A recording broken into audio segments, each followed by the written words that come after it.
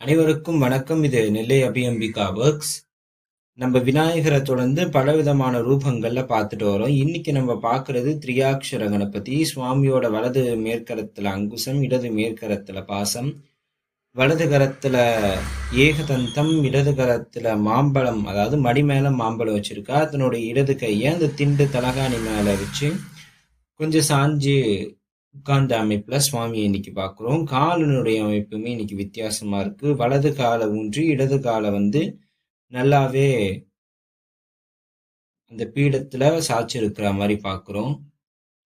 ஒரு மூர்த்தியினாலே அந்த ஆயுதம் தான் சுவாமிக்கு அடையாளமாக இருக்கும். இப்ப பிள்ளையார்னு பார்க்க சொல்ல திரியாட்சர கணபதியோடைய மெயின் இது இடது கரத்துல இடது பக்கமா இருக்கிற மாங்கனி தான்.